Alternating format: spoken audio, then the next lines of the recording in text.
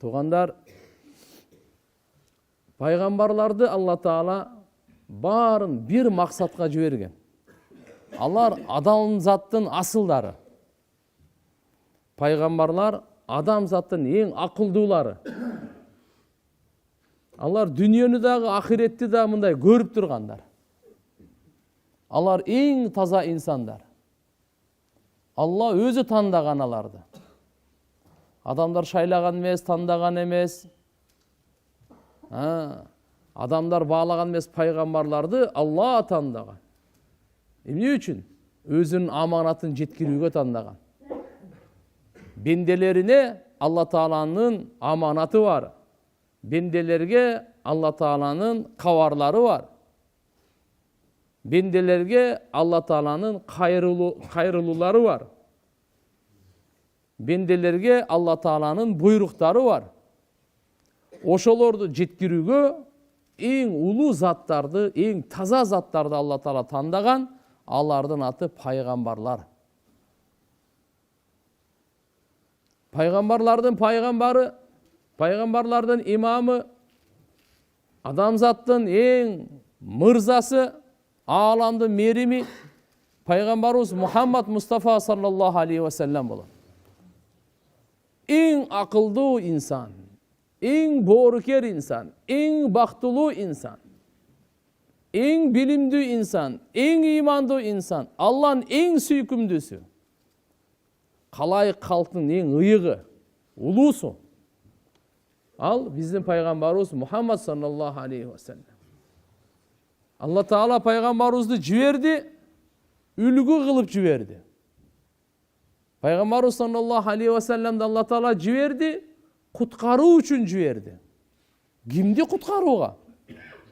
Бардык адамзатты кыямат күнгө чейин келе турган инсандарды куткаруу үчүн жиберилди. Бактысыздыктан куткаруу, караңгылыктан чыгаруу, ташбоордуктан боорукерликке, надандыктан илимге, зулумдуктан адилеттүүлүккө, капырлыктан иманга, ширктен таухидке, бөлүнүп жарылгандан биримдүүлүккө. Пайгамбарыбыз саллаллаху алейхи ва саллям Алла Таала Кур'ан-ы Каримди берди, мына эми буну жеткир деди. Ушуну барып жеткир деди. Пайгамбарыбыз 23 жыл Кур'ан түштү. 23 жыл Кур'ан түшүп турду. Пайгамбарыбыздын ар бир сөзү, ар бир кыймылы, ар бир аракети барды Кур'анга лайыктуу эле. Кана хулукуху ал-Кур'ан. Пайгамбар саллаллаху алейхи ва салламдын жүрүш турушу, кыял жоругу, мүнөзү, кулку Кур'ан эле. Басып жүргөн Кур'ан эле. Kur'an Allah'ın kitabı. Allah'ın kalamı. Kur'an mucize. Her bir süresi mucize. Her bir ayeti mucize. Her bir ayetinde nur var. Hidayet var. Beypillik var. Rahat var. Vakit var. İyilik, jeniş var. Her bir tamgasında soğuk var. Allah Taala'nın akırkı kitabı, akırkı paygambar arkılуу, akırkı ümmetke berilgen. Жараткан Allah Taala özünün bardык kaaloosun Kur'an'a koyup жиберген. Kur'an-ı Karim menen insan Allah'a jakındagандай, başka bir nerse menen dagандай jakınday albayt. Oşon үчүн kim Kur'an'ды жакшы көрсө, al Allah'ını жакшы көрдү. Kim sünnetті жақшы көрсе, ал пайғамбарды жақшы көрді. Kur'an-ı Karim Allah Subhanahu wa Ta'ala'nın kalamın. Менин жүрөктү нурлайлы. Кабырга бар электе кабырыбызды нурлайлы. Nur, kitap ve sunna. Kur'an jana hadis. Uşu ekөөндө гана nur. Allah Subhanahu wa Ta'ala ушул жерге койгондорду.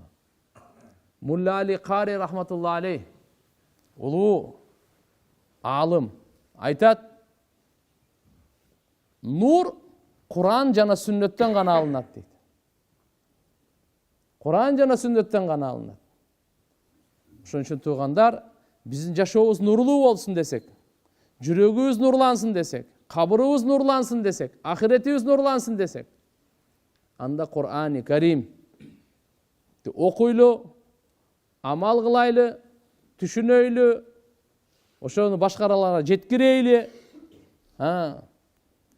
Фаамину биллахи ва расулихи ва нуриллади анзална валлаху бима та'малуна хабир. Иман келтиргиле Аллага, анын элчисине жана нур китеп Кур'анга иман келтиргиле. Алла Таала Кур'анды нур деп айтты. Кур'ан-ы Каримдин ар бир аятында нур. Жараткан Алла Субханаху ва Таала Кур'ан-ы Кариминде сиздерге, биздерге Малики яумиддин деген сөздү үйрөттү. Күн ар бир намазда, ар бир рекетте Малики яумиддин дегенди окуйбуз. Бунун мааниси эмне? Кыямат күндүн бадышасы деп коебуз. Бирок яумиддин, дин деген сөз акысы бериле турган күн деген сөз. Акысы бериле турган күндүн бадышасы, акысы бериле турган, жакшылыктын дагы акысы, жамандыктын дагы жазасы бериле турган күндүн бадышасы Алла.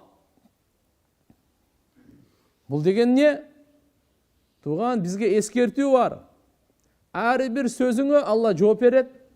Ар бир сөзүңө, ар бир амалыңа эртеге кыямат күнү сөзсүз же жакшылык жазасын, акысын аласың, же болбосо жаман жазасын аласың. Биз ушуну эстеп жашайлы. Буну эстеп жашайлы. Малики яумиддин. Демек ар бир сөзүбүз, ар бир амалыбыз Алла Субханаху ва Таала периштелерге жаздырып атат. Китеп болуп Алланын алдында сакталып атат.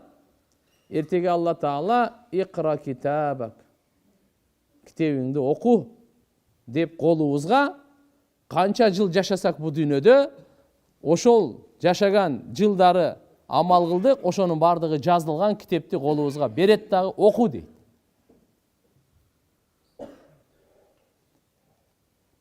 Мечитке келгенибиз, азыр иманда отурганыбыз, сабакта отурганыбыз, бул туган жазылат, ушун эртеге кыямат күнү көрөбүз, окуйбуз буну. Мен мына. Түндөсүм эмне кылдыңыз? Окуйсуз. Күндүзүм эмне кылдыңыз? Окуйсуз.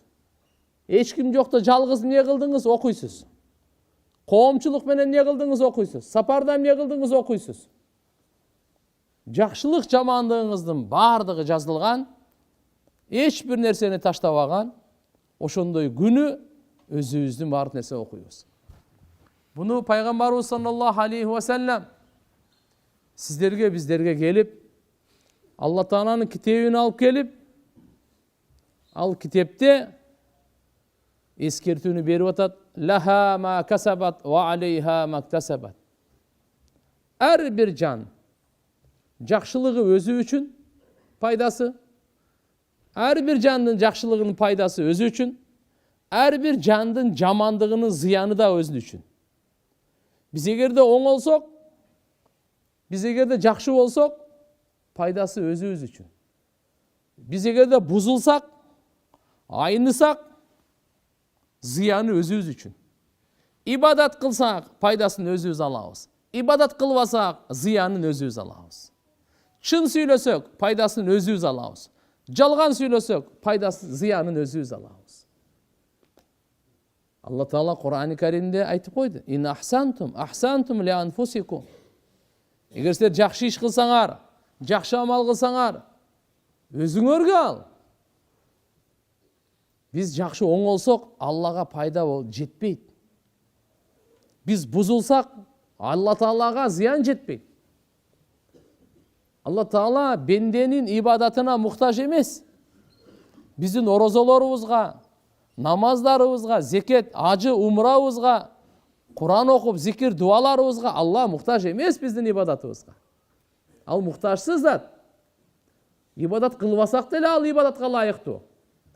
Мактабасак деле Алла мактауга ылайыктуу. Биз Алладан коркпосок деле Алла коркууга ылайыктуу. Жараткан Алла Таала мактоого Алла гана татыктуу. Пайгамбарыбыз биринчи жашоосунан акыркы жашоого чейин Алланы мактап кетти да. Биринчи күндөн тартып акыркы күнгө чейин Алланы улуктап кетти. Bir Allah'a sığıngıla, bir Allah'ını maktağıla. Allahu akbaru kabira. Elhamdülillahi kasira. Ve subhanallahi bukrata ve asila. Kur'an'da Allah subhanahu ve teala Tagabun suresinde ayet. Bismillahirrahmanirrahim. Yusabbihu lillahi ma fis semavati ve ma fil ard. Allah'ını arulayt. Tasbihin bayan kılat. Jerdegi asmandağı bardık mahluklar. Tün dağı Allah Ta'alaga tasbih aytat. Gün dağı Allah'a tasbih aytat. Cıldız şamaldar Allah Ta'alaga tasbih aytat. Jer asman Allah Ta'ala'nı arulayt. Neden arulayt? Allah Ta'ala ayıptan taptaza. Kemçildikten taptaza. Жетişpeslikten taptaza. Allah'ın balası yok. Allah'ın ayalı yok. Allah'ın kızı yok. Allah'ın kudası ögü yok. Lem yelid ve lem yulat. An atası dağı yok. Baldarı dağı yok. Hiç kimden tuğulgan emez. Hiç kimdi törötken emez. Velem yekullahu kufuvan ahad. Ağa tengdeş hiç kim yok. Hiç kim leyse kamislihi şey. Jaralgan jaratuçuga okşoş emez. Allah subhanahu wa ta'ala jaratuçu ezelten, tübölüktü, algaçkı, akırkı. Allah subhanahu wa ta'ala.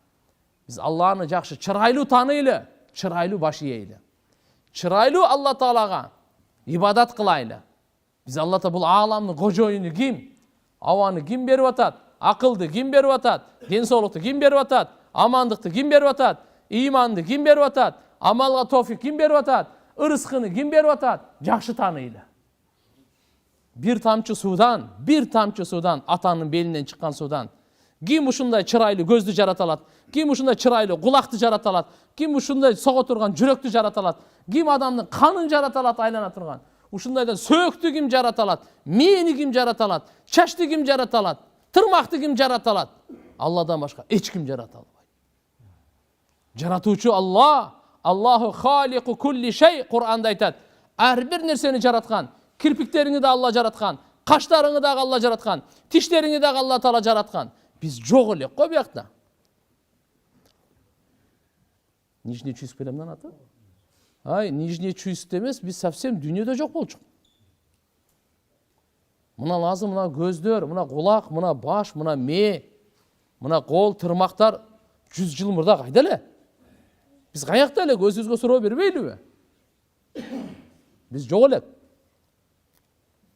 Biz жоқ элек. Allah үлгүсүз жаратуучу. Geçiresizler. Allah үлгүсүз жаратуучу. Badi'us semavati vel ard. Biz emez, жерди жерсиз жараткан, асманды асмансыз жараткан. Жерди жерсиз, асманды асмансыз, периштени периштесиз, бейишти бейишсиз, дозокту дозоксуз жаратуучу Allah. Өзүнүн кудурети менен жараткан, каалоосу менен жараткан. Кудуретинде шериги жок. Kağlosunda şerigi yok. Hükümü menen jaratkan. La yushriku fi hukmihi ahada. Allah Taala hükümünde birini de şerik kılbaydı. Kulle yevmin huwa fi şan. Gün sayın özünün şanı. Kimge yaşa veret, kimge ölüm veret, kimge hidayat veret, kimge iman veret, kimge ırıskı veret, kimge avir veret. Gün sayın Allah'ın şanı. Kalağanın kılat. Ala kavardar. Kulakta açı ukkula. Lehul halq vel amr ve lehul amr. Allah'a gana taandık. Jaratu. Başka hiç kim jarata albaydı. Allah'dan başka hiç kim jarata albaydı. Bir çımın da jarata albaydı. Jaratuçu Allah'ı, alamdı jaratuçu Allah'ı, buyruk berүүчү da oşonuku. İbadatga oşo layıktı. Andan başka hiç kim layıktı emez. Maktooga Allah layıktı, hiç kim layıktı emez. Kazınasının çeki yok, esevi yok. Ve in min şeyin illa indana khazainuhu ve ma nunazziluhu illa bi qadarin ma'lum. Allah aytat, her bir nesenin kazınaları bizden aldığımızda. жерге белгилүү өлчөмдө кичине гана түшүрөбүз дейт. Кыргызстанга канча будай керек, канча арпа керек, канча алтын керек, канча нефт керек, канча пахта керек, канча жүзүм керек, канча капуста керек Кыргызстанга. Ошого жараша эле беребиз. Канча темир, канча көмүр, ошого жараша эле беребиз. Алланын алдында булардын казыналары бар. Казыналары бар, казыналары. Жараткан Алла субхана ва тааля. Сууктун казынасы Алланын алдында, ысыктын казынасы Алланын алдында, жамгырдын казынасы Алланын алдында, кардын казынасы Алланын алдында, жарыктыктын, караңгылыктын казынасы Алла Тааланын алдында. Ар бир нерсе оору, ден соолук бардыгынын казынасы Алланын алдында. Биз бүгүн буну сүйлөбөй калдык. Буну айтпай калдык. Биз Алланы эстебей калдык. Алланы шүгүр кылбай калдык. Алланы мактабай калдык. Бүгүн эмне болуп калдык? Дүйнөнү мактайбыз, өзүбүздү мактайбыз, бирөөнү жамандайбыз, өзүбүздү мактайбыз. Пайгамбарыбыз саллаллаху алейхи ва салламга Алла буну үйрөткөн эмес. Пайгамбарыбыз үммөткө буну үйрөткөн эмес. Лахул мулк ва лахул хамд ва хува ала кулли шайин кадир. Алланы гана таандык мүлк. Алла Таалан ва лахул хамд, мактоо Алла. Ва лахул хамд ва хува ала кулли шайин кадир. Алла Таала кудуреттүү. Ар бир нерсе кудурет. Бир күндө бардыгын жок кылып коюп, бир күндө кайра бар кылып коюп, бардыгын кудуреттүү ал өзү чечет ал. Жараткан Алла субхана ва тааланын sıfatları, Allah subhanahu wa ta'ala'nın sıfatları толук. Ya'lamu ma fis semawati vel ard. Ya'lamu ma tusirruna ve ma tu'linun. Wallahu alimun bi zatis sudur. Жер асманда эмне болуп атат? Бардыгын билип турат Алла. Силер жашыруун сүйлөп атасыңарбы? Аны да билип турат. Ачык ашкере сүйлөп атасыңарбы? Буну да угуп турат. Буну да билип турат. Ал эле эмес, жүрөктөгү сырларды, жүрөктөгү ойлорду, жүрөктөгү ниеттерди, жүрөктөгү кыялдарды кабардар Алла Таала. Алимун би затис судур. Алла Таала кабардар, билет буну да. Азыр кайсы ниетте угуп атабыз, кайсы ниетте сүйлөп атабыз, Алла буну билип турат. Алла билип турат буну. Тугандар, Алланы эстеп жашайлы, Алланы зикир кылып жашайлы, Алла Таалага шүгүр кылып жашайлы, Аллага баш ийип жашайлы, Алланы жакшы көрүп жашайлы, Алладан коркуп жашайлы, Алладан үмүт кылып жашайлы. Кайерде гана болбойлу, Аллага кайтайлы. Аллага кайтайлы. Бизди жакшы көрөт Алла Таала. Бизди жакшы көрөт Алла Таала. Аллага эчтене берсен теңдебейли. Теңдеши жок, шериги жок, окшошу жок. Жараткан Алла субхана ва таала жалгыз, затында дагы, сыпатында дагы, ибадатында дагы, ырыскысында дагы жалгыз. Юхи ва юмит. Алла гана өлүм берет. Алла гана жашоо берет. Себептер болсо боло берсин. Алла Таала каалабаса эч ким өлбөйт. Алла Таала каалабаса эч ким жашабайт. Алла каалоосу менен ал. Эч ким бу дүйнөгө өзү келбейт, эч ким бу дүйнөдөн өзү кетпейт. Барды жараткан Алла субхана ва таала. Алланын каалоосу мүмкүн эмес. Жүрөгүбүздү Аллага байлайлы, мухаббат кылайлы. Нематтарын эстейли. Чеги жок. Алла Тааланын тарабынан сиздерге, биздерге эки нерсе келип турат. Нематтар, өкүмдөр. Нематтарын шүгүр менен күтүп алайлы. Өкүмдөрдү таат, баш ийүү менен күтүп алайлы. Алла Тааланын нематтарына шүгүр кылганга Алладан жардам сурайлы. Алланын өкүмдөрүнө баш ийгенге Алладан жардам сурайлы. Алла канча жардам берсе, ошончо шүгүр кылып жашайбыз.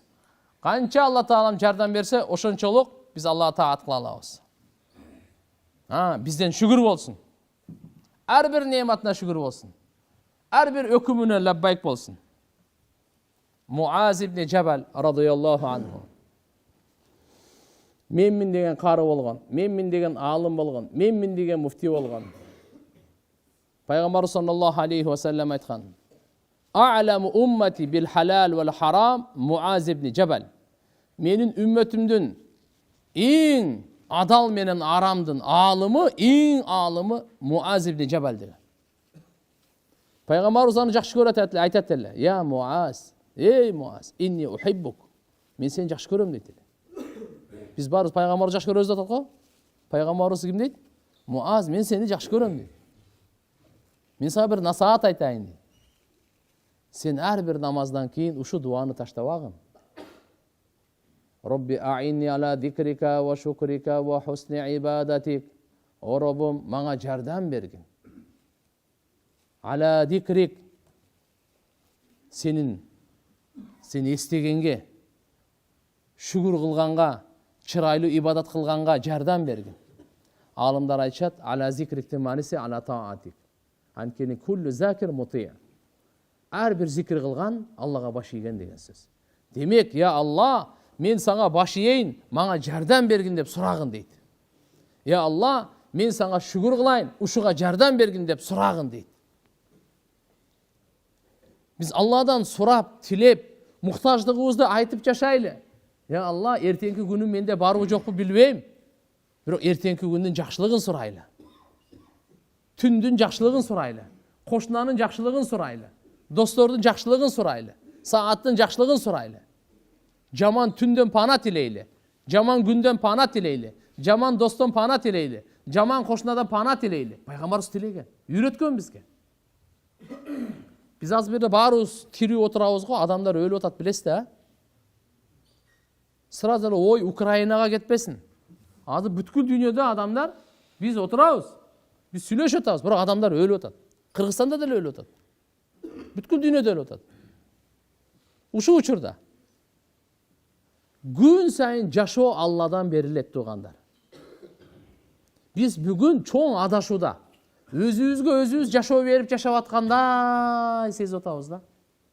Андай эмес. Бизге Алла жашоо берип атат. Ошон үчүн жашап атабыз.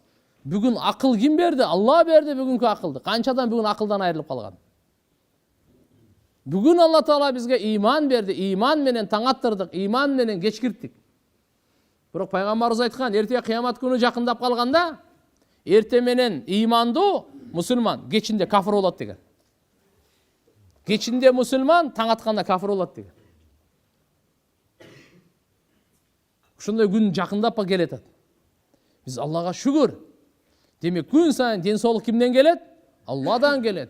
Amandık Allah'dan gelet. Akıl Allah'dan gelet. İlim Allah'dan gelet. Rızkı Allah'dan gelet. Ömür Allah'dan gelet. Денсаулык Allah'dan gelet. Gün sayın жаңыланып gelet. Жаңыланып. Nimetler жаңыланат. Өкүмдөр жаңыланат. O bir жылгагы мурдагы Шамды окуган жокпуз азыр. Бул жаңы Шамды окудук биз.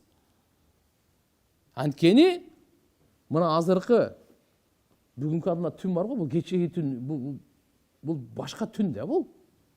Кечеги түн эмес да бул. Же кечеги түнбү? Аны баарыбыз эле билебиз, бул кечеги түн эмес. Ошо Шамда бул кечеги өкүм эмес бул. Бүгүнкү өкүм бул. Нематтар Алла Таала жаңылап турат күн сайын. Өкүм дагы жаңыланып турат. Биз шүгүрдү жаңылап турайлы, Аллага таатты жаңылап турайлы. Ошон үчүн жаралганбыз. Алла Субхана ва Таалага ибадат үчүн жаралганбыз. Ибадат кылайлы. Ибадат менен жашоону өткөрөйлү. Ибадат намаз менен чектелбейт. Bizim gülgönümüz dağı ibadat. Жылмайганыбыз дагы ибадат. Уйкубуз дагы ибадат. Жегенибиз дагы ибадат. Жардамыбыз дагы ибадат. Сабырыбыз дагы ибадат. Шүгүрчүлүгүбүз дагы ибадат. Көздү сактаганыбыз дагы ибадат. Арамдан сактаган дагы ибадат. Жөнөкөй ибадат эмес, улуу ибадат. Пайгамбарыбыз айткан. Иттақил махарим такун а'бадан нас. Арамдан сактангын ең адамдардың ибадат көйі мықтысы сен боласың деген. Арамдан сақтансаң, бізде ибадат, жөнөкөй ибадат емес екен да бұл, улуу ибадат екен да. Гыйбаттан сақтанған ибадат. Ушақтан сақтанған ибадат. Текеберліктен сақтанған. Текебер болбойду? Нафс келет да текеберлен деп. Жоқ, бұл ибадат. Көрө албастык кыл деп, хасад, көрө албастык ичтарды кыл деп. Bundan сактанайлы? İbadet. İbadet. İki yüzlülükten saklanaylı? İbadet. Münafıklıktan saklanaylı? İbadet. Бирөөгө жаман күмөн сүрөгөндөн сактанайлы. Бул ибадат. Алла Таала айткан: "Я айюхаллазина аману ичтанибу касиран минад-дан инна ба'дад-дан исм." Эй иман келтиргендер, силер жаман күмөн сүрөгөндөн сактангыла. Будан узак болгула. Анткени күмөндүн көбү күнөө болот деген. Биз ойлонгону күмөн сүрөгөнүбүз күнөө болуп атса, сүйлөгөнүбүз кандай? Жөн эле ойлоп койдум мен. Ушуга сооп жазылат, күнөө жазылат деп атат Алла Таала.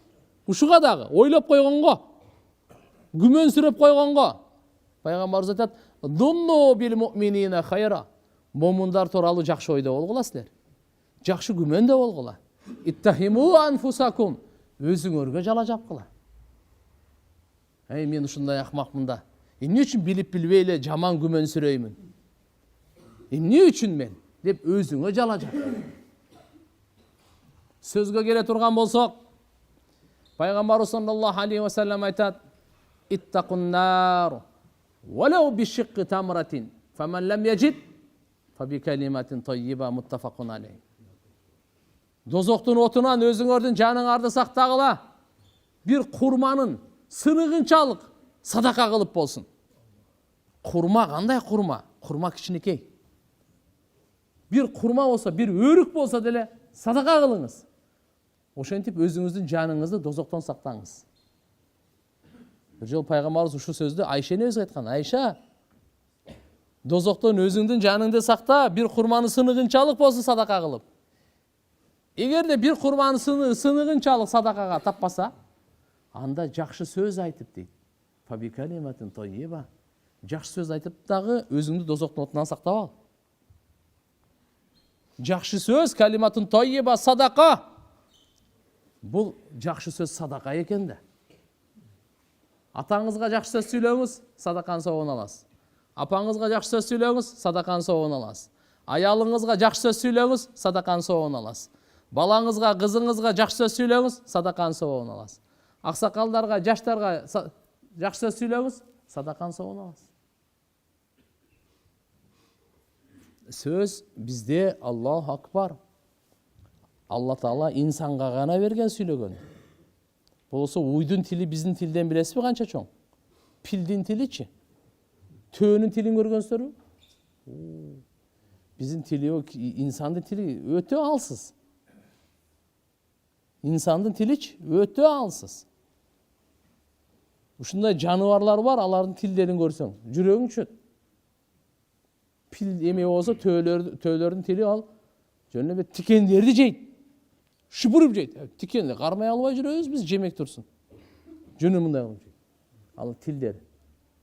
Бир Алла субханаху ва таала сүйлөгөндүн күчүн инсанга гана берген. Ар-Рахман, алламал Кур'ан, халакал инсан, алламахул баян. Сүйлөгөндү Алла үйрөттү инсанга.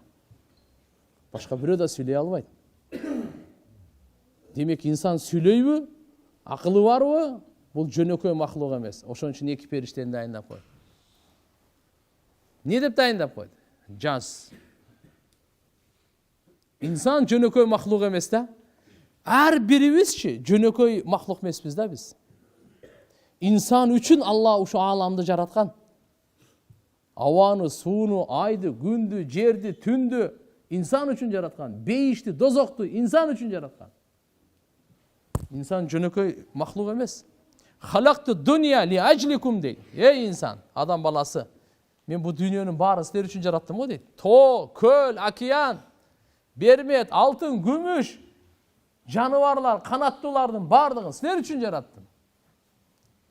Ва халактукум ли ажли. Силерди мен өзүм үчүн жаратканмын дейт Алла Таала. Силер меники болуп жашагыла, башка бирөөнүкү болбой. Мен айтканымды аткара бергиле. Алла Таала райымдуу. Эч бир адамга өзүнүн чамасынан жогору аткара албай турган буйрукту берген эмес. Ла юкаллифуллаху нафсан илля вусаха. Алла Таала буйрук берсе, бизди жакшы көрүп берген. Бизди аяп берген. Ушу бизди жакшы болсун деп берген. Оңолсун деп берген. Бактылуу болсун деп берген. Адамды касиеттен чыкпасын деп берген. Айван болбосун деп берген. шайтандап кетпесин деп берген. Дозоктун отуну болбосун деп берген. Алланын буйругу эмне ал? Бизди кыйнаш үчүнбү? Жок. Алла субханаху ва таала ар-Рахман, ар-Рахим. Кантип кыйнаш үчүн буйрук берсин бизге? Куранда Алла Таала айтат: "Эгерде силер иман келтирип эле шүгүр кылсаңар, Алла азаптап не кылат силерди" дейт. Алла азаптаганга кызыктар эмес. Алла Таала азаптаган. Дозокко түшкөн адам бар го?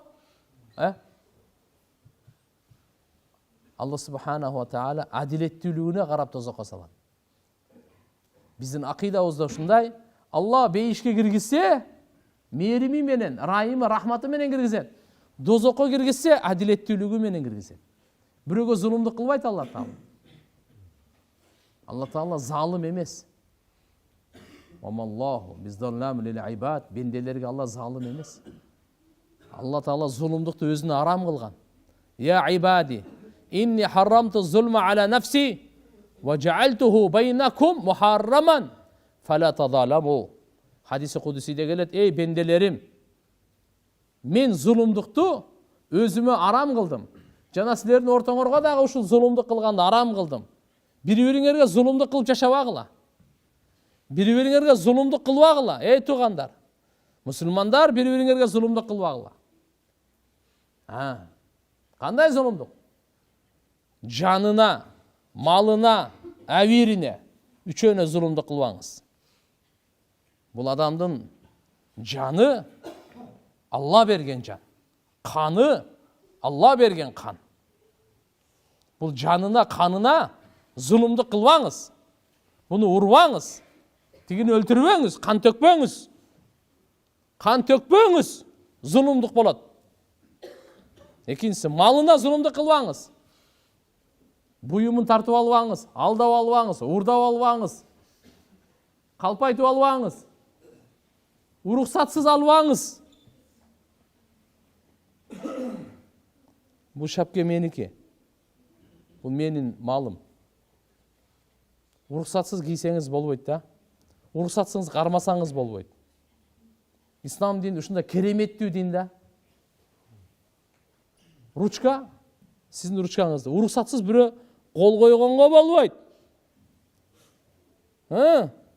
Караңызчы, ушундай таза дин.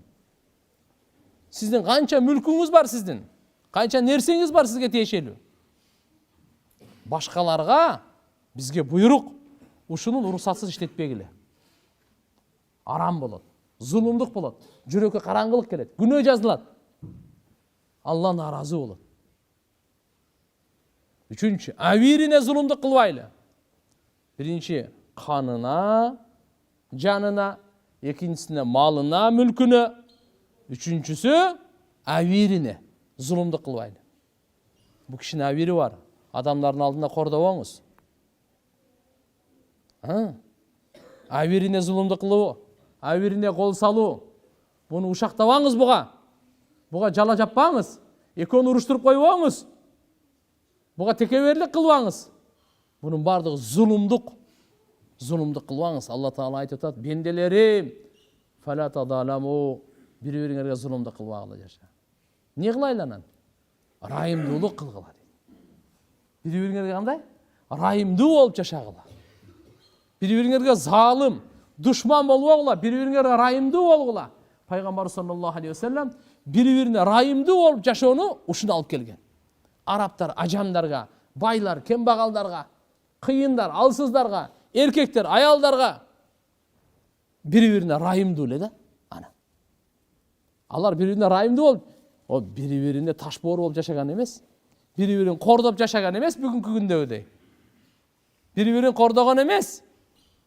Алар бири-бирине райымдуу болот. Бирок райымдуулук Алла Тааладан келет. Кандай райымдуу болушту булар? Набиюр Рахма пайгамбарыбыз райымдуу пайгамбар. Так. Ирхаму ман фил ард, ярхамукум ман фис сама. Ар-рахимун, ярхамухумур рахман. Пайгамбарыбыз буйрук берди. Эй, жер бетиндегилерине бардына райымдуулук кылгыла деди. Адамдарга, мусулман эместерге, мунафыктарга, күнөөкөрлөргө, айвандарга, канаттууларга райымдуулук кылгыла дейт. Райымдуулук кылгыла дейт. Бирок райымдуулук бул таассур, бир ушундай өзгөчө сыпат да. Бул келет. Куранда Алла Таала айтат: "Ва атиуллах ва атир расул лааллакум турхамун." Силер райымдуулукту кааласаңар, Алланын элчисине баш ийгиле болду. Бунун өзгөчөлүгү бар. Баарыбыз Аллага баш ийип жашасак, баарыбыз пайгамбарыбызга баш ийип жашасак, Алла Таала райымдуу жашоо берет экен бизге. Кандай жашоо берет экен? Райымдуу жашоо берет экен. Пайгамбарыбыз саллаллаху алейхи ва саллям доорунда, сахабалардын алтын доорунда, Аллаху акбар, карышкыр, жырткычтар жүрөгүнө райым кирип кетти го. Эчки койлорго кол сала албай калган, жей албай калышкан. Адамдар тиякта турсун. Ошон үчүн туугандар, күчтүүлөр алсыздарга райымдуу болсун. Эркектер аялдарга райымдуу болсун. Көпчүлүк азчылыкка райымдуу болсун.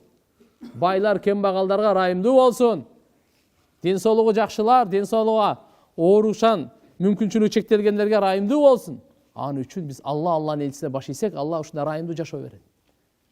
Бирибизге ушундай боорукер болуп калабыз. Бирибиздин кайгыбызды бөлүшө турган. Ушу оорубай, мен оорусам экен деп. Ушунун кажети бүтсө экен деп. Демек, Алла субханаху ва таала хадиси кудусиде айтат: "Бенделерим бири-бириңерге залым болуп жашабагыла. Зулумдук кылбагыла" деди. Зулумдук кылбагыла. Малына, жанына, авирине зулумдук кылбагыла. Арам. Бул арам. Адамдын малы, жаны, адамдын авири бул ыйык. Эч бирөөгө кордогонго акысы жок. Алланын алдында бир да улут башка улуттан, бир да уруу башка уруудан, бир дагы адам башка адамдан артыкчылыгы жок, бардыгы тең. Артыкчылык бир гана таквада. Күнөөдөн сактанганда. Ким көп күнөөдөн сактанат. Болду. Куранда Алла Таала айтат: "Я юханнас, инна халакнакум мин закарин ва унта, ва жаалнакум шууба ва кабаила литаарафу, инна акрамакум индаллахи аткакум." Эй адамдар, биз силердин баарыңарды бир эркек, бир аял, бир ата, бир энеден жаратканбыз.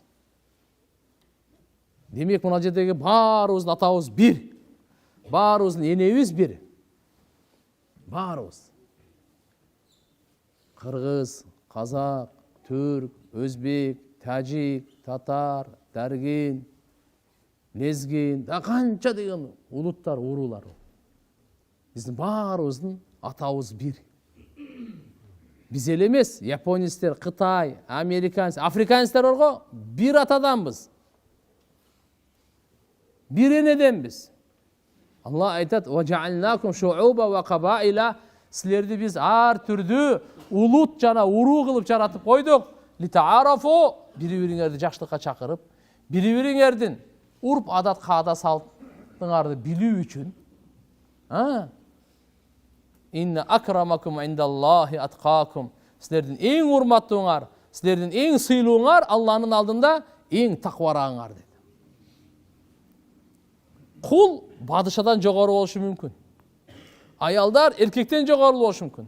Кембагалдар байлардан жогору болушу мүмкүн. Каралар актан жогору болушу мүмкүн. Аз жашагандар көп жашагандан жогору болушу мүмкүн. Балалуу болбогондор балалуулардан жогору болушу мүмкүн. Мүмкүн бардыгы.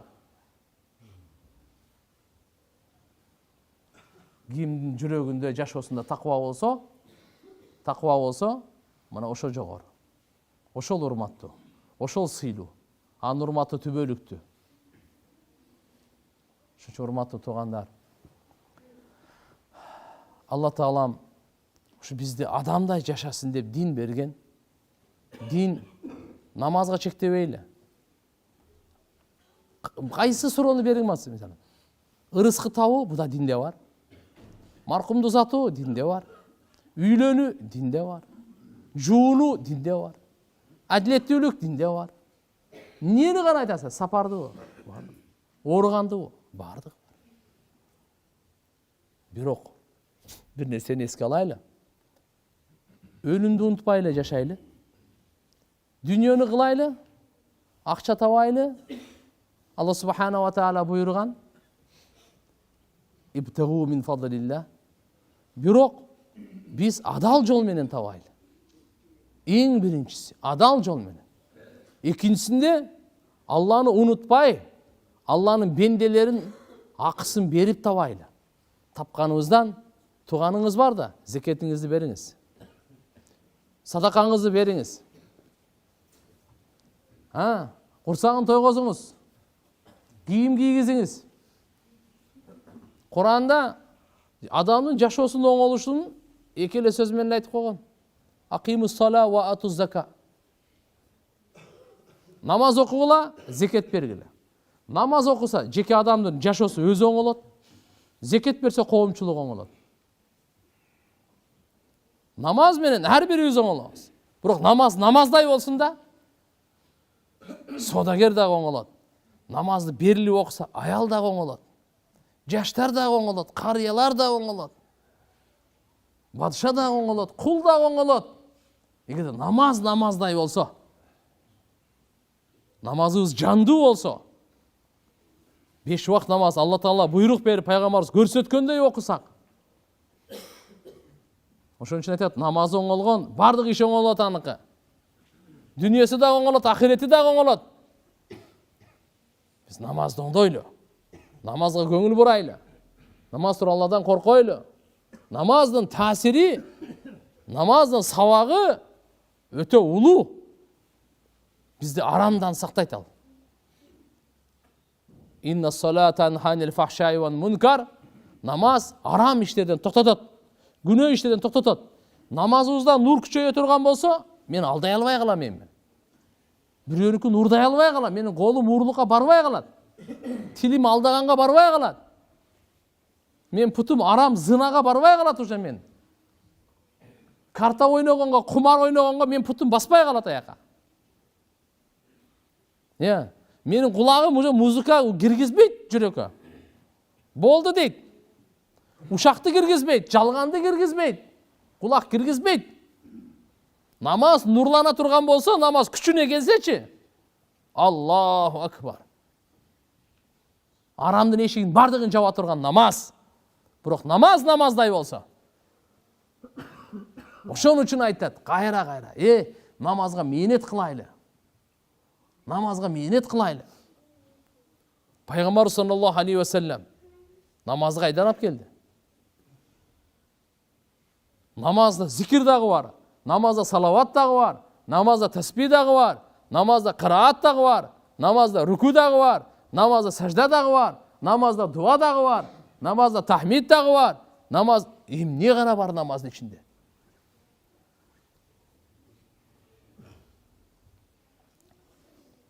Демек, Алла айтып атат, акимус салата ли зикри. Намазды мен эстеш үчүн силер окугула, тургузгула намазды. Мен эстөө үчүн. Кайсы намазга туруп Алланы эстебесе, ал намаз эмес ал. Пайгамбарыбыз саллаллаху алейхи ва салламга бир киши келди дагы, "Я Расулаллах, айдни ва аужис." Мага бир насаат айтыңызчы. Бирок кыскараак болсун деди. Кыска, нуска насаат айтыңыз мага. Пайгамбар саллаллаху алейхи ва саллам айтты: "Ида кумта иля салатик, фасалли салата муаддаи." Качан намазга турсаң, коштошуу намазын оку деди. Сага кыска насаат, бир каймагын айтып коеюн. Ушу насааттын каймагын айтып коеюн. Намаз окусаң, акыркы намазым деп окугун. Коштошуу намазын окугун деп койду. Албетте, баарыбыз түшүндүрөбүз. Мүмкүн азыркы окуй турган куптан намаз акыркы намаз болуп калса кандай? Адам кантип окуйт аны? Дүнүйөнү эстеп окуйбу? Эртеңки күндүн проблемасын эстеп окуйбу? Жок. Бул Аллага кандай берилип окуйт? Шайтан канча алсырайт, канча руханият күчөйүп окуйт болчу. Жалкоонбойт бул. Бунун рүкүсү башкача, саждасы башкача, кыямы башкача. Тобасы башкача буныку. Акыркы намазым деп окуганды намаз башкача. Ушул намаз токтотот. Алдагандан, уурдагандан. Ушул намаз токтотот. Зынадан, арамдан, бардыгынан. Демек, намаздай боло турган болсо, арамдын эшиктерин бардыгын жабат. Бардыгын эшиктерин жабат. Ушундай таасири бар. Адамды оңдой турган, түздөй турган, ушундай таасири бар. Намазга өтө чоң көңүл бурулганда исламда.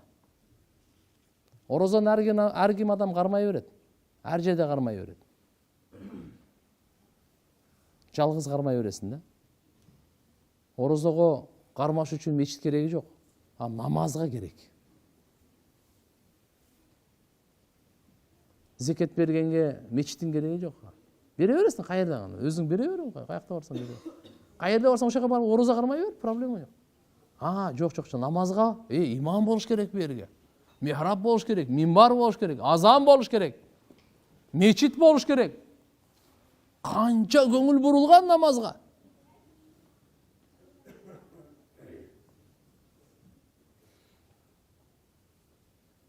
Пайгамбар саллаллаху алейхи ва саллям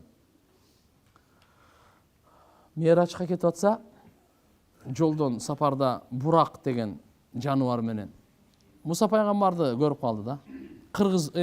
Кызыл дөңсөдөн. Муса пайгамбар кабырында экен. Муса пайгамбар намаз окуп атыптыр. Не кылып атыптыр? Намаз окуп. Намаз окуп. Муса пайгамбар кабырында намаз окуп. Бизге өзү 50 мал намаз фарыз болгон да. 50 мал 24 саатка бөлсөңүз, ар бир жарым саатта намаз окуп турушубуз керек эле. Алла Таалага ушунчалык жагымдуу экен, бизди намазда эле көргүсүн каалайт экен да Алла Таала. Намаз ушунчалык жагымдуу амал Аллага, бизди Алла 50 мал биринчи фарыз, Алла билет, 24 саат бар, андан ашча саат жок. Ошол малда 50 мал намаз окусун деп берип атат. Bir күндө 50 мал намаз. Уктабай эле коюш керек экен, тамак жебей эле кой, баспай эле, дордойго чыкпай эле коюш керек. Намаз эле окуй бер. Алла ушунча жагат экен да. Кийин Муса пайгамбарга рахмат. Пайгамбар саллаллаху алейхи ва салламга бу кыйналып калат, кайтың барың деп. Пайгамбарыбыз болсо 50-ни алып келаткан, унчукпай эле. 50-ни унчукпай алып келаткан. Алланын буйругу да. Алланын белеги, рахматы. Муса пайгамбар айтты, жок деди бул. Кыйналып калат, үммөтүңүз кыйналып калат, окуй албай калат. Айтыңыз, сураныңыз, азайтсын. 5-тен азайта берип, 9 жолу барып келди да. Пайгамбарыбыз кайра барат, кайра. Алла 5-тен азайтат. Акыры 5 болгондо Муса пайгамбар дагы айтты. Мен жөөттөрдү, еврейлерди, Бани Исраилди тажрыйба кылганымда 2 мал намаз окуй алышпай койгон булар. Сиздин үммөтүңүз 5-өн эле окуй албайт, 5-өнөн азайтың деди. Пайгамбарыбыз айтты, уялам деди. Кайра барып сурагандан эми уялам деди, эми болду эми деди. Бир риваятта келет, эми кайра корком деди. Чочулап атам дейт. 5-тен азайтып аткан барсам 5-өн тең алып койсом эмне болот деп. Жок, ушул болот деп чечкиндүү жүрөгүнөн айтылганда Алла Таала пайгамбарыбыз саллаллаху алейхи ва салламга айтты. Биздин алдыбыздагы чыккан чечим өзгөрбөйт деди. 50 мал намазго ал чечим өзгөрбөйт деди. 50 ойдан калат деди. Бирок сага азайтып үммөтүңө ушунча 5 кылып бердим. Хамсын би хамсин, 5-ө 50-нин ордуна жүрө берет деди да. Жердин үстүндө үммөтүң 5 мал намаз эле окуйт, бирок бизде 50 мал жазылат деди да. Канча мал? 50 мал жазылат. Бизде 5 мал намаз окутабыз го. Бирок Алладан чыккан чечим 50. Түшүндүңүздөр да? 5 эмес, Алладан чыккан чечим 50. Ошо ойдан калды. Ла юбаддалу. Ла юбаддалу каулладай. Алла Таала айткан, биздин алдыбызда сөз өзгөрбөйт деген. Чечим чыкты болду, ошо 50 ойдан калган. Алла Таала ушундай мээримдүү экен. Пайгамбарыбыздын урматын караңыз. Пайгамбардын шарапатын караңыз, мартабасын караңыз. Суранганына азайтып бере берип ошо ойдан. Жерде үммөтүң 5 мал намаз окуйт, бизде 50 мал жазылат деди. Кандай чоң бакыт. Кандай чоң бакыт. Ушу 5 маал намазды дагы эми окубай койсок кандай чоң бактысыздык. Бирок 5 маал намазга пайгамбар саллаллаху алейхи ва саллям айтып атпаймбы? Өтө чоң даярдык көргөн, өтө көңүл бурулган, мечит салынган. Азан айтылган. Жөнөкөй эмес, ар бир 5 вакыт намаздын башына азан айтылган. Эскертүү болот. Дүкөндө иштеп атат, кетменин көтөрүп алган, үйүндө уктап атат, баласын эркелетип атат. Ташта ал жерде. Таштап тур азыр, таштап тур. Алланын чакырыгына келгиле. Алланын чакырыгы. Хайя ала сола деди, бүт. Айша небиз айтат? Пайгамбар саллаллаху алейхи ва саллям биздин үйдө кадимкидей тамашалашат эле, кадимкидей күлүп, балдар менен ойноп, неберелери менен. Бирок азан айтылганда бизди тааныбай калат эле. Биз тааныбай калат. Азан айтылды болду. Азан айтылды болду. Үйдө зикир чалып атасыз, Куран окуп атасыз, адалдан тамак жеп атасыз, аялыңыздын оозуна лукма берип атасыз, бала чакаңызды эркелеп атасыз. Баары сооптуу иш. Бирок азан айтылгандан кийин ушу сооп болот, ушу күнөөгө айланат эми. Эгерде азан угуп туруп да келбесеңиз, ошолорду кыла берсеңиз, ал күнөөгө айланат эми. Анткени биз учурдагы өкүмдү билейли. Учурдагы өкүмдү тааныйлы.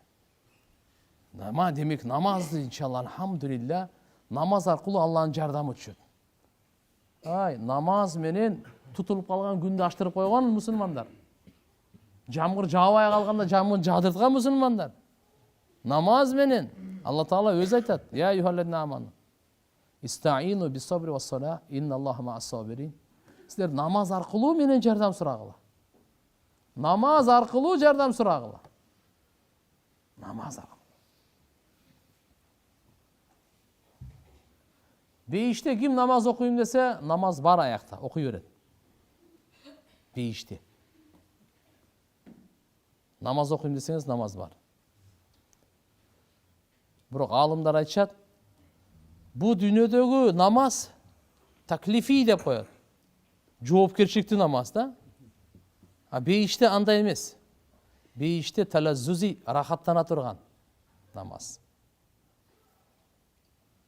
Ал жакта алхамдулилла рахаттана турган намаз. Окуйм дей турганбыз. Бир алым ыйлаган да, бейиште намаз окусаңда бейиш эмне депчи. Ана. Намаздын сүйүүсү бөлөк нерсе. Намаздын рахаты бөлөк нерсе. Мусулман дегенде намазды түшүнөбүз. Намаз дегенде мусулманды түшүнөбүз. Ошон үчүн бунун убактысы, тазалыгы, кийимдин, жайдын, кыбланын бардыгын даярдыгына көрүнгөн. Аз Алла менен сүйлөшкөнгө чейин буну даярдап келген. Так. Эми кел эми. Алла Тааланын алдында кичпейил болуп турган. Алланын алдында кулчулдугуңду көрсөтчү. Алла Тааланын алдында кулчулдугуңду көрсөт. Пайгамбар айтты: "Балдар 7 жашта намаз окуткула" деди. 7 жашарына. 7 жашарына. Буйругула намазга дейт. Уулдарды кыздырт. Эмне үчүн? Ушунчалык улуу белек экен да. Ушунчалык Алла Тааланын чоң рахматы, чоң жардам экен да намаз. Кичинекей балдарды кичинесинен бергиле жакшылыгын, Алланын жакшылыгын бергиле, тартуулагыла. Бейиштин ачкычын кичинекей кезинен колуна карматып койгула. Ас-сала мифтахул жанна, бейиштин ачкычы деди пайгамбарыбыз. Кызыңызга бейиштин ачкычын карматып коюңуз, мусулман бир тууган. Уулуңузга бейиштин ачкычын карматып коюңуз. Соодагерлерге карматып коелу бейиштин ачкычын. Кошуналарга карматып коелу бейиштин ачкычын. Кудаларга карматып коелу бейиштин ачкычын. Кыргызстандыктардын баарына колуна карматып коелу бейиштин ачкычын. Бүткүл дүйнөгө мусулман баарына колуна бейиштин ачкычын эмне кылайлы? Карматайлы. Өзүбүз да кармайлы. Бейиштин ачкычы жок кетип калсам эмне болду буя? Буя кандай болду? Кабырга барганда Алла Таала сизди сурабайт, эмне болуп өлүп калдың деп. Эмне болуп өлүп калдың деп сурабайт. Намаз барбы, буя кандай болду дейт. Атың ким деп сурабайт, фамилияңды сурабайт, улутуңду сурабайт, уруңду сурабайт. Канча дүйнө таштап келдиң, канча бала чака таштап келдиң, сурабайт аны. Ал жерде сурак жок ал.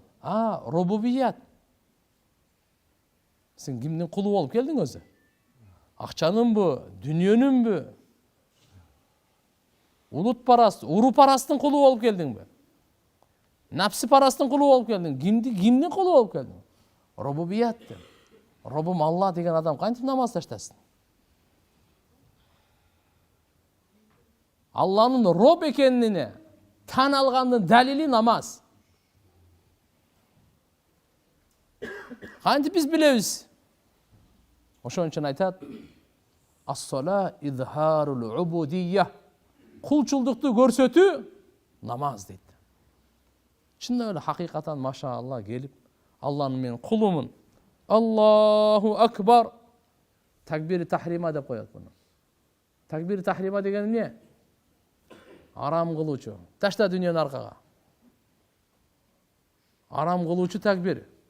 Сүйлөгөн арам, күлгөн арам, жүрүп нары бери баскан арам, нары жак бери жакты караган арам, тамак ичкен арам. Бирок кандай ден соолук жакшы өтсө, ооба, болду, намаз бузулду. Ооба деп койдуң, намаз бузулду. Не только ооба эмес. Ден соолук жакшы өтсө, альхамдулилля деп койдуңуз, намаз бузулду. Альхамдулилля деген сөзгө дагы бузулуп атат. Сен кимге жооп берип атасың? Ким менен алдында турасың? Каяка жооп берип атасың? Каякты карап атасың дейт.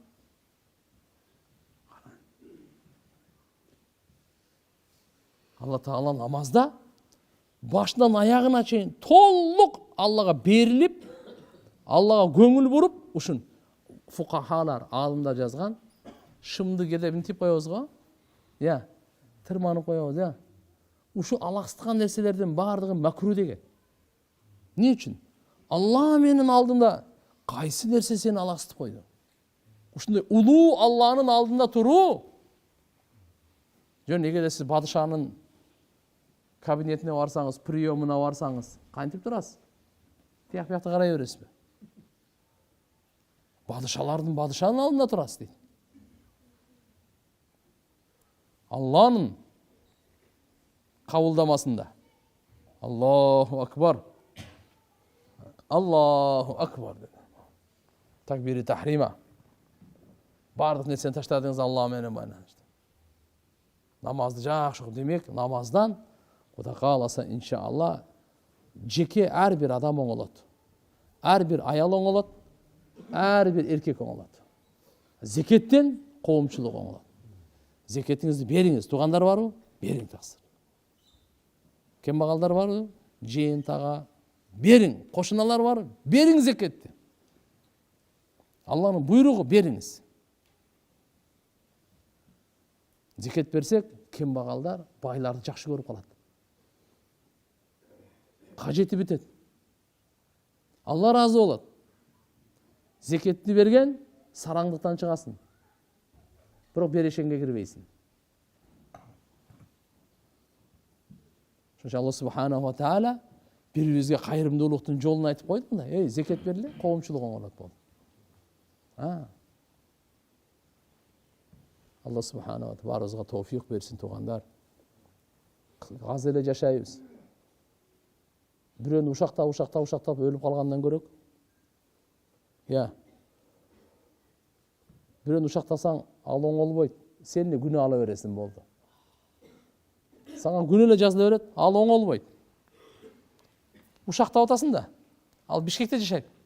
Сен бул жерде ушактап атасың. Ал Москвада. Ал башка жакта. Сен ушактап атасың. Ал оңолбойт ал. Бирок сага күнөө жазыла берет. Ал билбейт деле сен ушактап атканыңдычы. А сага күнөө жазыла берет. Не кереги бар ушул мага? Ушактап эмне айтат? Дамыланын бир айыбы бар да, кемчилдиги бар. Ошону мен буга айтсам, ушул ушакта, ушуну гыйбат деп коет. Бул адамдын ушул этин жегенге барабар. Ал гыйбат ашады мина зина, зинадан да катуу да. Эгерде буда андай күнөө жок, Бирок ушунда күнөө бар деп айтып атам, бул тохмат, бул жала, андан да катуураак күнөөсү. Бүгүн мусулмандар шайтан бизди ушуга алаксытып киргизип койду да. Кур'ан окугандын ордуна ушак менен алек болуп калдык. Зикир кылгандын ордуна Жала менен алек болуп калдык. Арам менен. Келиңиздер, туугандар. Баарыбыз тилибизди зикирге көндүрөйлү. Ушакка эмес, тилибизди эмнеге көндүрөйлү? Зикирге көндүрөйлү. Зикирге көндүрөйлү. Зикир кылсак, жүрөгүбүз нурланат, шайтан алсырайт, шайтан качат, шайтандан сактанабыз. Алла Таала Яхья алейхиссаламга насаат айтканда, бир насаат ушундай эле: Яхья, зикирди бекем карма. Бул деген бир душман артыңан түшүп алат го, сен качып баратып бир чепке кирип жашынып алып душманың калып калат. Шайтан да ошо артыңдан түшкөн, зикир кылсаң сен чепке киргендей сак болосуң деген. Болбосо шайтан сени азгырып кандай нерсеге алып барат? Кабырдын азабынан, зикирден өткөн куткаруучу амал жок деген. Зикирге эч кандай чек жок экен да. Дараты жок деле зикир кылсаң боло берет экен. Басып жүрүп деле базарда деле зикир кылып жүрө берсең боло берет экен. Жунуп, гусул алексин, зикир кыла берсең боло берет экен. Басып жүрүп деле, отуруп деле, жатып алып деле зикир кыла берсең боло берет экен. Кыбланы карабай деле зикир кыла берсең боло берет экен. Зикирге эч кандай шарттар, талаптар жок. Бирок алхамдулилля, Алла айтат: "Фадкуруни адкурукум". Силер мени эстесеңер, мен да силерди эстейм дейт. Алла Таала мээрими менен, райымы менен, ыраазычылыгы менен эстейт. Жакшы көрүп эстейт бизди.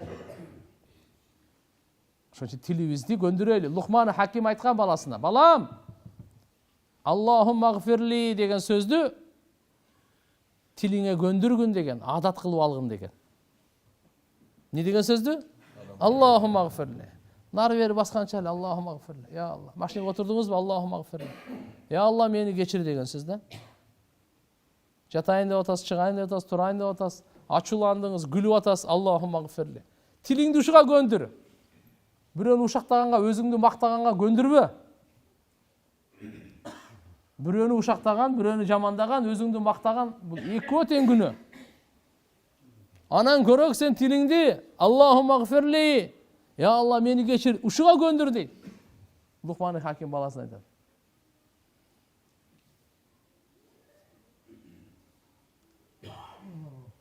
Биздин тилибиз оңолсок, өзүбүз оңолобуз. Бардык дене мүчөлөрү күн сайын тилге кайрылат экен. Тил, сен түз бол дейт экен, биз да түз болобуз дейт экен. Сен кыйшыйсаң, биз да кыйшыябыз дейт экен.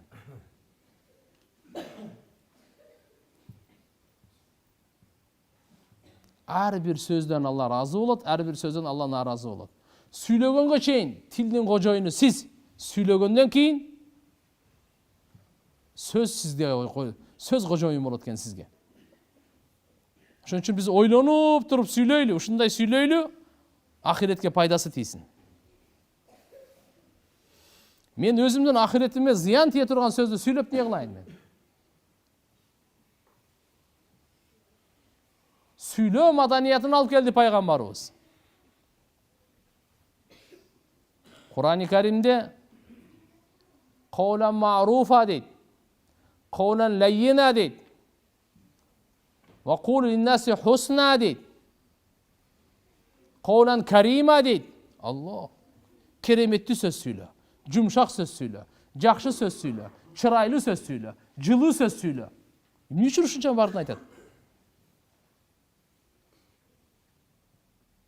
Пайгамбарыбызга айткан Алла Таала: "Фабима рахмати мин Аллахи линта лахум, лау кунта фаддан ау галидал калб, лан фадду мин хаули." Алланын мээрими менен сен жумшак болдуң сахабаларга. Эгерде сен орой болгонуңда, копол болгонуңда, жүрөгүң катуу болгондо, тилиң жаман болгондо, тегерегиңде сахабалар баары качып кетип калмак. Тилди тил дегенден сактайлы. Бирөөнү сөккөндөн. Бу тилдин амалы өтө чоң. Пайгамбарыбыз айтты: "Ман кана ю'мин биллахи вал яумил ахир, фальякул хайран ау лияскут." Ким Алла ахиретке иман келтирсе, жакшы сөз сүйлөсүн, болбосо унчукпай эле койсун. Суфьян Саури рахимахулла айтат: Канча жыл пушайман жесек сүйлөгөнүбүзгө ана пушайман жегенбиз. Сүйлөбөгөнүбүзгө эч пушайман жеген эмеспиз дейт. Сүйлөгөн эмес, ага пушайманчылык жок да. Сүйлөдүң, ошого пушайман жегенсиң дейт. Пайгамбарыбыз айткан амал кылайлы. Алла ахиретке иман келтирген сүйлөсө жакшы сөз, болбосо тилди тартыш керек. Тил тартыш керек. Эмне кылыш керек? Тил баары сүйлөйт да. Зикир. Кажет, зарылчылык болсо ошону сүйлөп коелу. Кайсы керек болсо. Керексиз жомокту токтотойлу. Анекдот, жомок, күлкү бул жүрөктү карайтат булар. Жүрөктү карайтат. Бирөөгө ушакка кирип алган болсоңуз, саясатка кирген болсоңуз, сооптун баарын жок кыласыз. Окуган намазын сообун баардыгы кетет. Эртеге дозок менен бейиш болгондо, бейиштиктер дозокко киргендерден сурайт экен. Ма салакакум фи сакар. Кайсы нерсе силерди дозокко киргизди дейт экен. 4 нерсени айтат. Бейиштиктер асхабул ямин. Алар сурашат. Анил мужримин, ятасаалун, анил мужримин. Дозоктогулар, булар кайсы нерсе дозокко салып койду? Алар деди калу. Алар айтышат экен.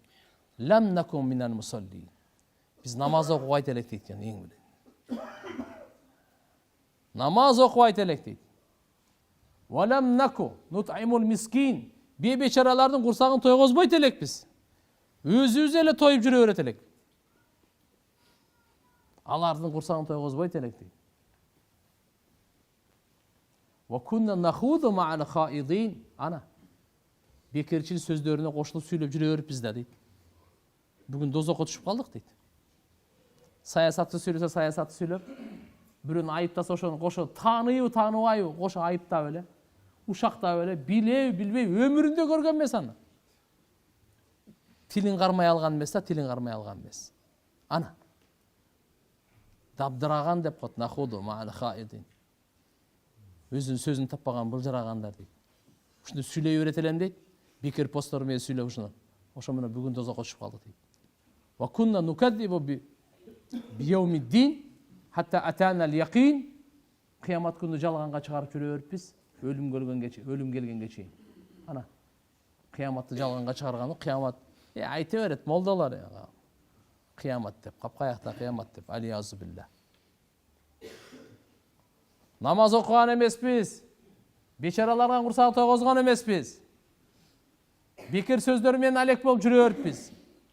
Кыяматты жалганга чыгарган экенбиз. Мына дозок ошон үчүн түшүп калдык дейт. Демек бул төртөөнөн тең сактанайлы. Намазды таштабайлы. Бечараларды курсагын тойгозойлу. Көп деле кетпейт сизден.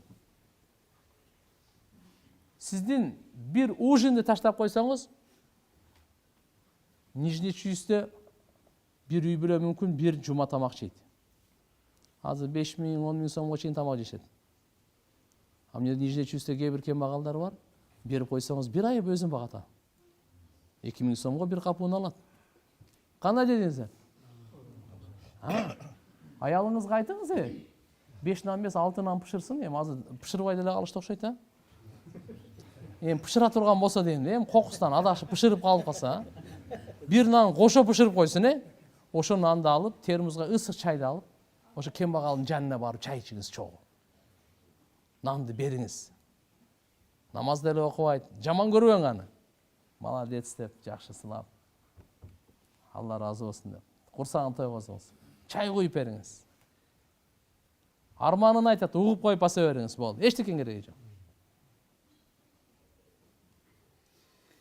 Дагы бир жолу нан алып барыңыз, чай бериңиз. Айтыңыз анан, жумага барып келбейлиби деп.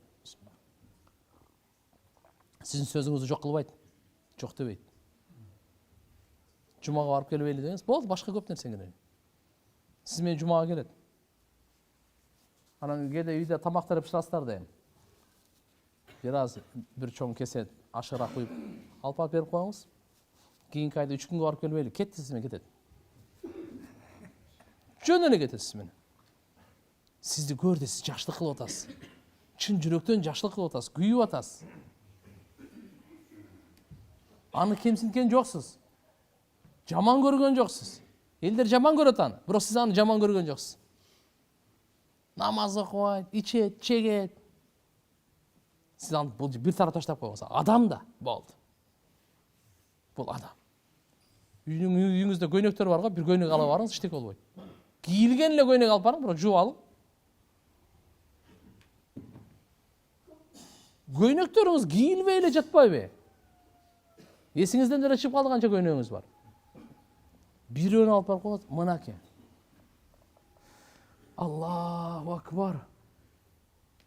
Биз баалуулуктарды, соопторду көзүбүз караңгылап, дүйнөдө түбөлүктү кала тургандай болуп жашап, бирөөгө берсе берейин деген ой жок, берсек бир максат башка караз менен өзүбүзгө кул кылганды каалайбыз да.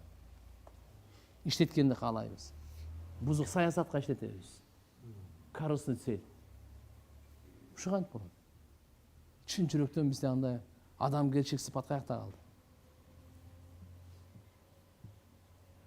Келиңиздер туугандар, колубуздан келишинче жакшы иштерди кылып калайлы. Өлүм айтып келбейт, капысынан келет. Бул жашоо, бул дүйнө бар го, алдап коет. Негизги бул эмес, ахирет. Бир окуя болгон. Чет мамлекетте, мусулман мамлекеттерде адам өлгөндө мечиттен келип жарыя кылат. Микрофон мененчи. Паланча, буулу паланча, дүйнө менен коштошту, жаназа саат мынчада дейт. Элдин баары угат. Ошо саатка келсе, бир эмес 2 жаназа келип калыптыр. Анан бул сураптыр бул киши. Бир эле жаназа дедиле го, 2 келип калыптыр десе. Экинчиси кимдики десе, ошо жарыя кылгандык экен. Эрте менен келип жарыя кылбады беле? Я. Аллаху акбар. Каяктан билди ал? Бирөөнүн жаназасын жарыя кылып атат. Ошо менен жаназасы чогуу окула турганды билген эмес. Билген эмес. Бир окуя болгон, бир оору зор кыйналып барган врачка. Врач тамырын кармап мындай кылат го. Так. Тамырын кармаган бойдон өзү жан берип атат. Бул оорукчананы кармап атат. Эмне болду врач деп. Анысы өтүп кетип атат бул терүү калбы. Я.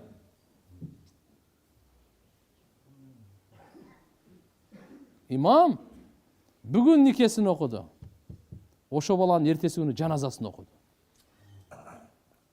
Биз ойлойт экенбиз да сөз адам карыганда өлөт депчи. Биз ойлойт экенбиз адам сөзсүз ооруганда өлөт депчи. Андай эмес экен. Карыбай деле өлө берет экен, оорубай деле өлө берет экен. Ошондуктан тообасыз биздин күнүбүз түнүбүз болбосун. Кайсы түнү келет, кайсы күнү келет, Алла өзү билет. Бирок биз ошол түндү дагы, күндү да тооба. Пайгамбарыбыз айткан, мен күн сайын 70 жолу тооба кылам деген. Бир риваятта мен күн сайын 100 жолу тооба кылам дейт. Пайгамбарыбыз эч кандай күнөөсү жок. Үммөткө таалим. Сиз биз 100 жолумдай ойлонуп туруп тооба кылайлычы. Истигфар кылайлы. Астагфируллаха ва атубу илей. Айтыңыздарчы. Астагфируллаха ва атубу илей. Эң кыска истигфар тооба ушул. Астагфируллаха ва атубу илей. Ушуну 100 жолу айтып коюңузчу. Мейли даватка чыкпасаңыз чыкпай эле коюң. Бирок мынаны күн сайын 100 жолу айтыңчы. Биз эмне үчүн даватка чыгабыз? Амалга бекем болуш үчүн. Ахиретибизди дагы жакшыраак курайын. Көбүрөөк оңолоюн. Менден кемчилдиктер, жаман сыпаттар кетсин, жакшы сыпаттар келсин. Менен мүмкүн болушунча башкаларга да пайда жетсин. Таквалыкты күчөйтүш үчүн. Менде азыр мынча таквалык бар. Даватка чыксаңыз, ант ичип айта алам, ушу мечитте отурам. Мынанча таква болбосо келиң, айтыңыз мага. Болбоду дегенде 3 күн 5 вакыт намаз барбы жокпу? Жамаат менен. Зикирлер, дуалар, Кур'андар, зияраттар, кызматтар. Керемет го. Башка кантип дин таркатабыз? Кантип таркатабыз? Нижний чүй жата берсин, нижний чүй менен эле. Камышаныкым не болсо ошо болсун. Бул жагы дагы эмне эле? Пахта сакт бардыгы эмне болсо ошо болсун. Кана биздин достугубуз? Кана биздин мусулманчылыгыбыз? Мечиттерибизге кирсек, 1-2 сап толбойт. Дагы айтабыз, бир асмандан сүйлөйбүз. Баарыбыз толук динде жашап аткандай сүйлөйбүз. Канча адам күнөө кылып атат, тобасы жок өлүп атат, намазы жок өлүп атат. Кайгырган киши жок. Дагы акылдуу, өтө эле акылдуулар бар.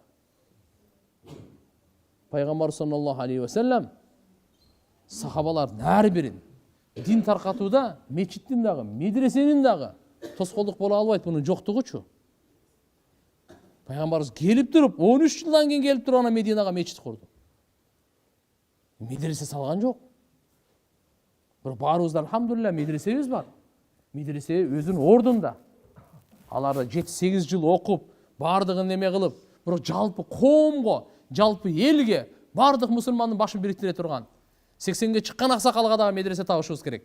70ке чыккан аксакалдарга медресе табышыбыз керек. 50ге чыккан адыр бизнесмен досторубуз бар, бизнесмен инилерибиз бар. Медресеге 5 жыл окуй албайт бул. Мунун бала чакасы бар, мунун небереси бар. Алланын жолу берди бизге Кудайыма.